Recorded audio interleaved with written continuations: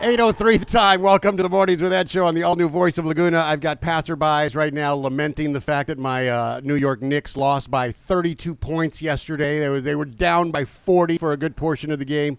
My thank you for the love, and we'll be back. We'll bounce back.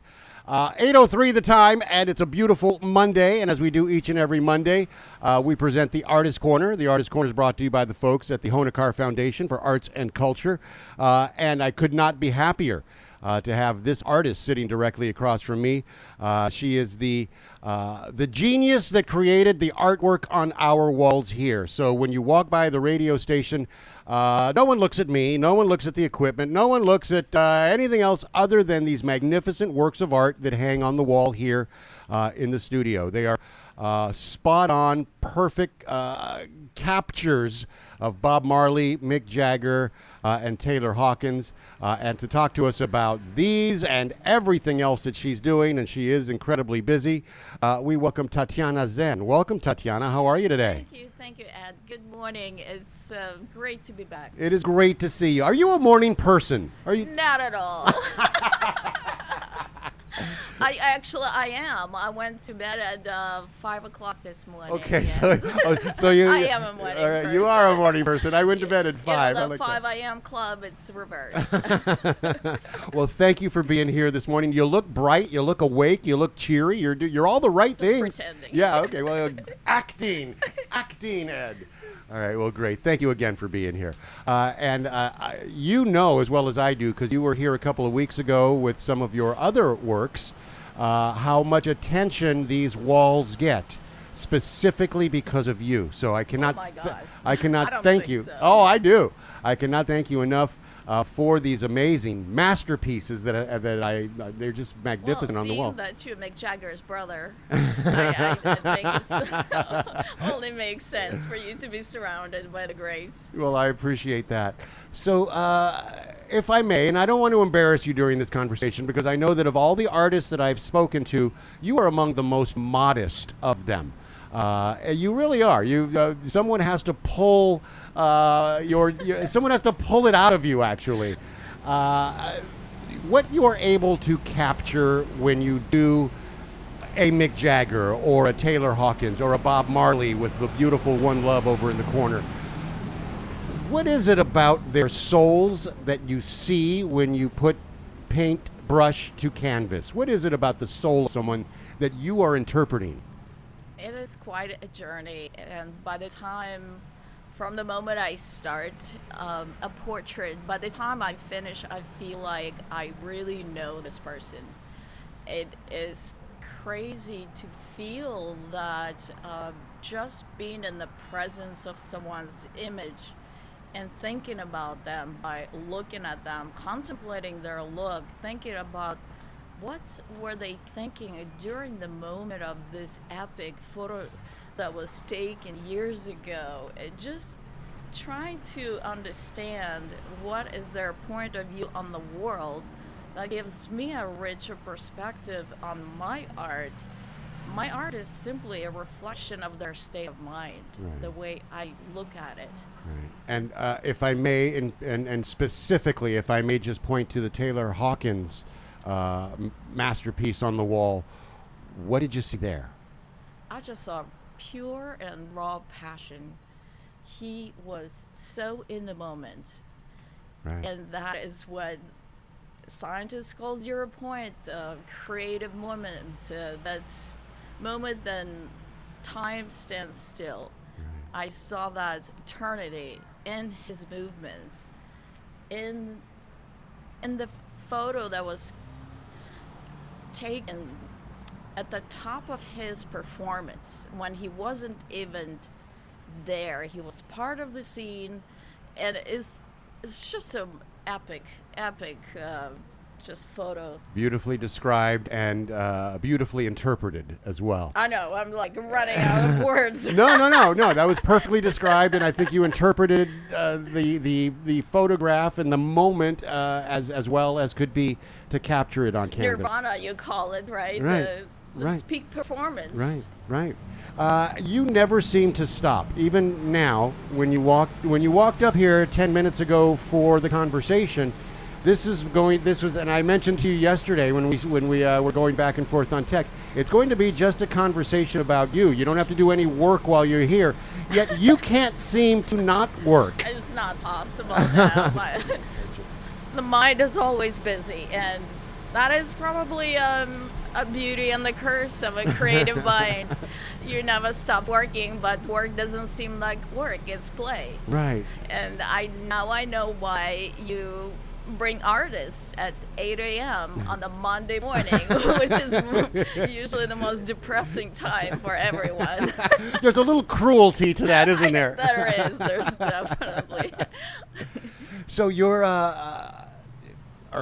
would you say that you're a little obsessive? Do you have a little OCD? Are you obsessive about your art? Are you obsessive about your interpretation of funneling humanity into a canvas, or funneling it onto?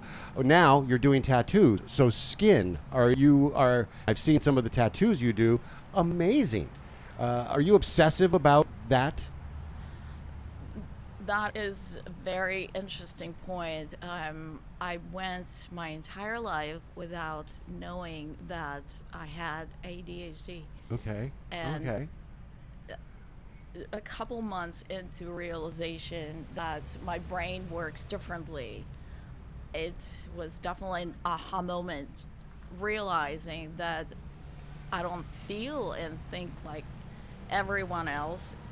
There's definitely a lot of people with that way of brain wiring. Right. But obsession, I take it as a compliment. You really, as an entrepreneur and a solopreneur, you absolutely have to be obsessed about not only your craft, but also about the delivery and serving people, which is the biggest difference of what is happening in this point of my life, where I'm really focusing on the end result of my art, which is the people and their lives and their homes. Right. And thinking not from necessarily even my perspective, but thinking about why am I here? Who do I serve? How do I serve? Right. And those questions of artists being of service to society, this is really hitting home. Right. So you, as you're starting a piece, whatever that piece is, as you're starting it, you're already thinking about the last brush stroke? I'm thinking about the end result that I want to bring to what the energy, the vibration of the piece will be. Right. Not necessarily a finished piece and all the pieces laid out perfect, but more of what energy, what one word would summarize this imagery, and what kind of power will it have to influence people and motivate them perhaps to. That's why I love painting people and their greatest moments. We sort of capture the best of humanity in that moment. Right. As and I don't want to be a psychologist with you on the couch or anything here, but as a child, if you were to go back to your childhood, were you the kid in school that always drew on her notebook, that always created things while? It was definitely a saving moment for me. I was labeled as an artist, and that was a perfect label for me. I was able to get away with not doing any chores, just doodling in the corner, and that was my salvation, and still is. Right. And do you still doodle? And when you doodle, what do you doodle? I don't doodle. You don't? I doodle on the big things. Okay. Canvases now. My doodles became a little bigger. Right. So let's say you're sitting at a restaurant somewhere, and there's a cocktail napkin and a pen. You don't doodle on that? No. Wow. No, Wow. I think I'm more in the moment when the food is served. I think it's a sacred moment. Okay. I think you should totally You're- down yeah. what's in front of me. I'm just focused on the food, buddy. I think everything has its place. Okay. Normally, I would probably be with someone. Right. And I like to focus on the person I'm with, Right. 100%. Okay. I feel like that's a lost art of not just really paying attention to the person in front of me. Be in the Just moment. being Be there. in the Old moment. school. Listen to the conversation that Old they're school, giving you. yeah. Right. If I want to be by myself, I'll be at home. Right. Or on the beach. Oh, that's perfect. That's perfect. So, you went from, and I don't know how many people know this, but you went from magnificent work on canvas to working on the human body and tattooing. And I've seen some of the tattoos you've created. Jason Roberts has walked by here on several occasions, and he can't not show off that magnificent piece you put on his calf. And I've saw the scaled skin on someone's hip, multicolored, looks like a mermaid, the beginning of a mermaid. And first of all, congratulations on that magnificent transformation, because I can't imagine that it's the same being on a canvas to skin. Can you talk about your transition or your dabbling, however you want to put it, from canvas to skin? It's definitely a dabbling because I'm going back and forth. Right. And currently I'm back into art camp. Right. Okay. Okay. Here we go, another hobby. Right. So tell us about that. Right. I really loved it for a year, and then the old master started calling to me and saying, "What are you doing? I really want you back with paint." Right. The spontaneity of painting, there's nothing like it. Right. When you're painting the skin, tattooing the skin, there's a lot more analysis and deliberation, and a lot more, let's say, customer service that goes into it. Right. There's two of you at the moment. Right. You're not alone. So it's a co-creative work of art. And to be funny, yes, there's an expiration date to the canvas. Okay, yeah, that makes perfect sense. So that's another part. That makes perfect sense. It is an art. It is an art form, and I see that industry developing, and it almost became a gold rush. Right. At the moment, it's peaking. Right. Well, we'll see how long the peak will stay. Right. But as during the gold rush, the more shovels, who made money? Those who sold the shovels. There you go. And it's really, tattooing is actually quite a lot like work. Right. I think painting is more like play. You brought up a fascinating point in that it's more of a collaboration. And like me, I work better alone. I've had partners in radio in my incredibly long career in radio. I've had partners that I've enjoyed, and I've loved having them, and I've loved being part of the creative process with other people. But I truly like to work better alone. Are you the same? Absolutely. Yeah. You lock us in a room with our paints or our music or our mixing gear, Right. and we can be there forever, right? Or until the lunchtime, Right. at least. There's no limit to the creativity. There's no outside forces influencing. There's no what structure scheduling. Right. There's no left-hand side of the brain thinking, at least during the creation moment. Right. I do love it. I do love the co-creating point of view, and a lot of the success of the artist depends on the relationship between the shop owner and the tattoo artist. Right. And that is back to the semi-corporate world, Right. which we all don't love very much. Right. Right. Not all the time. Right. Yeah, I've done this to the corporate world. I've actually done. I'm putting my hand under my chin. I'm doing the Joel. If nobody knows what the Joel is, I'm doing the Joel right now. So the at home, let's say. Oh, by the way, Happy Mother's Day. I sent you a Thank Happy you. Mother's Day yesterday, and I hope you had a good Mother's Day. Fantastic All day. right, fantastic. And you consider your dogs part of that family and being the Yes. mom of a dog. So congratulations as well to the entire family yesterday. But when you're at home and you're by yourself, dogs are in another room, kids might be somewhere else.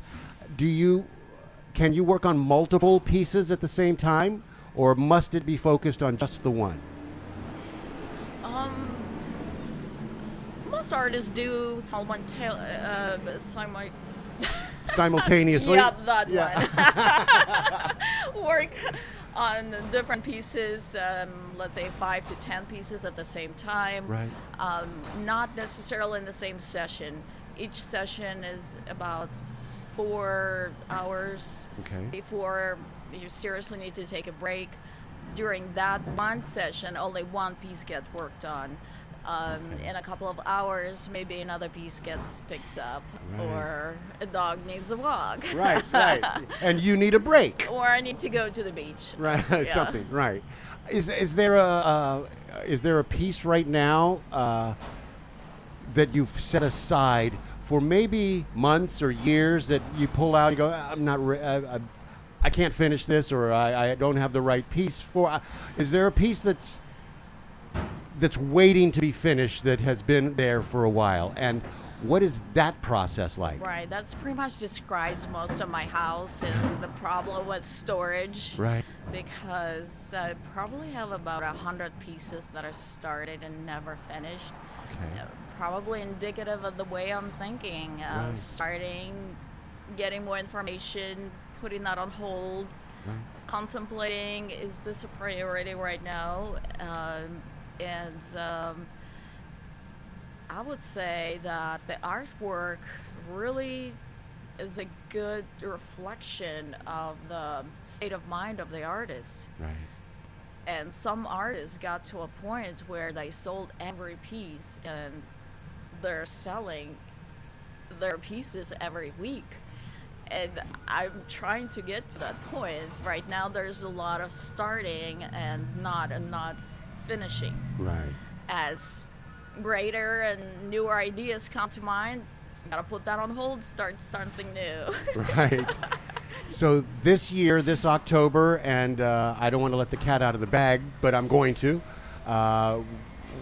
The Chamber and the Voice of Laguna is trying to get you to do what you did a couple of years ago, and that's to Yeah. do a live painting in front of a live audience at the Taste of Laguna. I had the incredibly great fortune of landing the painting you did a couple of years ago, the original Mick Jagger. Yeah. It is proudly up on the wall at the Ponderosa, as I call it, over at my house. It's proudly up on the wall in what I believe is the centerpiece of my house. It really is the centerpiece of the house. When you work in front of a live audience, when you're creating a masterpiece in front of a live audience, do you feel the pressure, or do you feel a sense of performance that do you feel that? I like to perform. I'll be honest, I love being in front of an audience. I like the performance. Do you feel that same way, or do you feel a certain pressure? I feel like it's fun. Okay. And now at this point, it is definitely, the art is for people, because it enriched my life so much. I got so much from the world of art, from the greatest works, and from the process of painting. It taught me so much in the way of self-discovery, but also discovery of the world. It will be my pleasure to bring art in other people's lives, and for them to see something being created inside the studio, or maybe outside the studio. It is still an introduction to the mind of the artist, and seeing the process maybe bring them closer to some sort of ideal they're chasing at this time.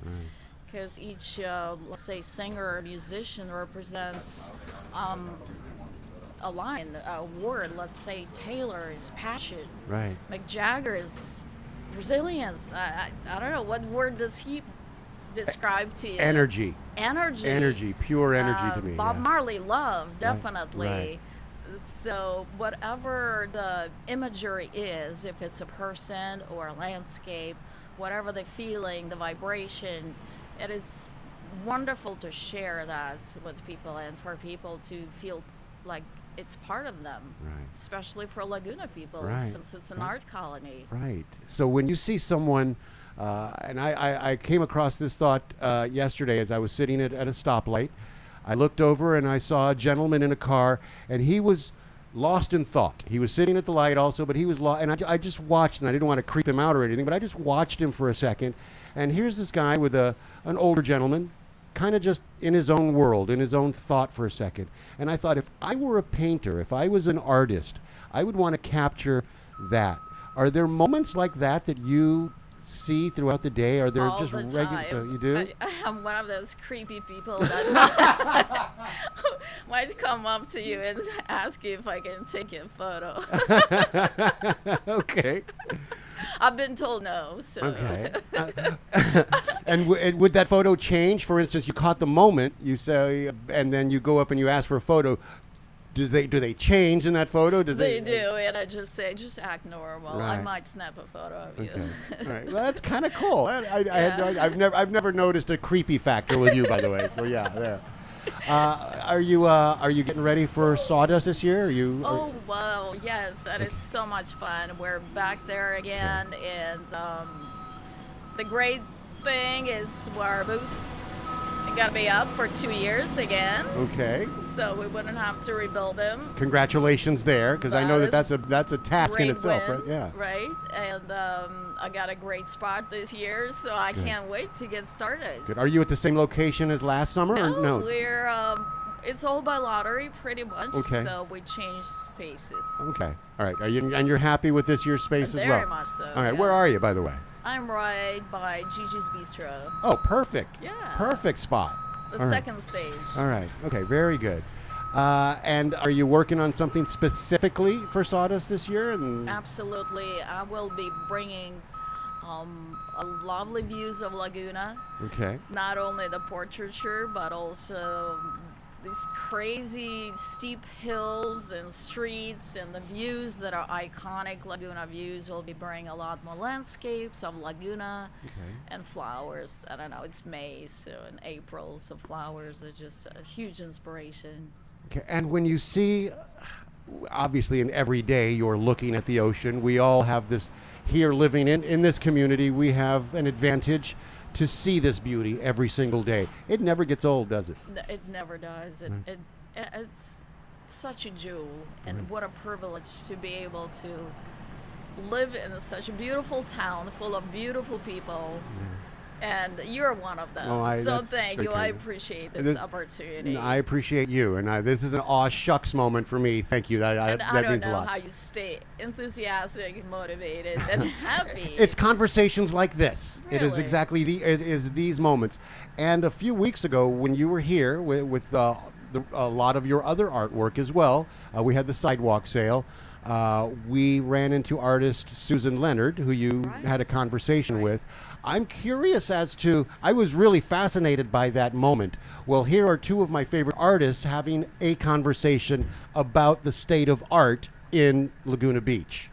And then Jason, who you know well, Jason Right. Roberts, who walks by here every single day, and he's a wonderful guy, and we always have deep conversations, was on this program a couple of weeks back, and he discussed almost a watering down of Art Walk in the last couple of years, and what he's noticed, and maybe that it's not just the city that could get more involved in creating that buzz again about Art Walk, but the 23,000 of us that live here. It's our responsibility as well.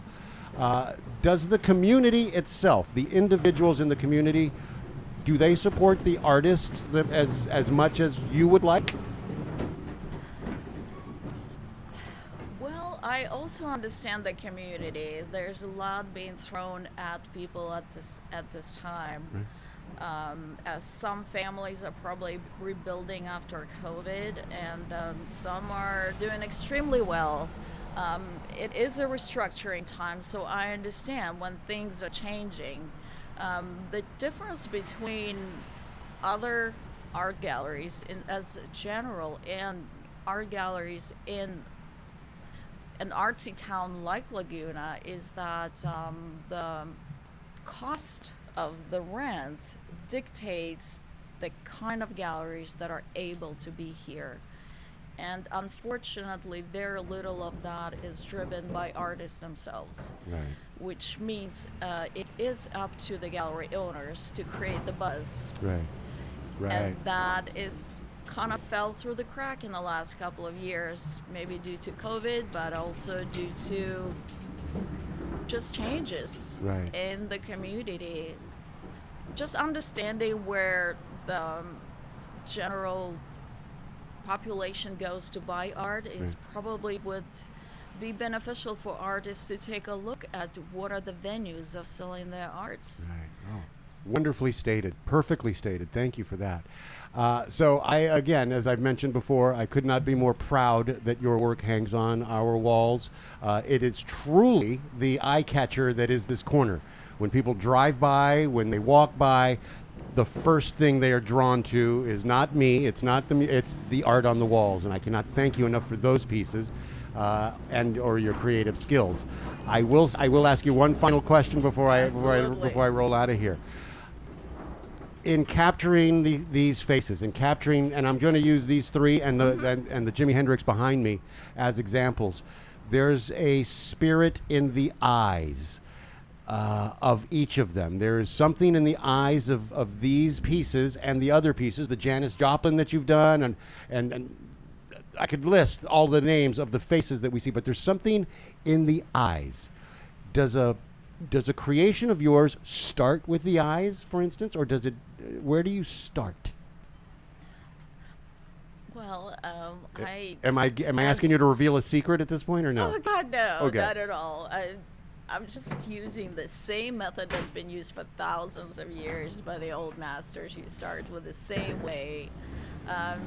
Nothing is different about the process, perhaps just the approach. The approach is to really look into their life and contemplate the source of inspiration, not the source, but the energy behind it, and what this soul was trying to achieve in this life.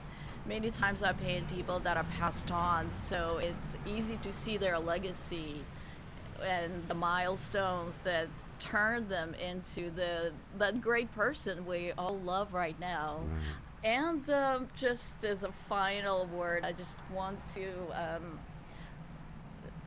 make sure to tell you that I have a special gift for your listeners. Okay. It's on my website. It's a free, absolutely free art print, and they can get it by just going to my website and putting their email address, and I will email you a choice of prints that you can choose from. My God, that is incredibly generous. Number one, and I'm going online right now. All right. So, how do we find you? How do our listeners find you? What's the website?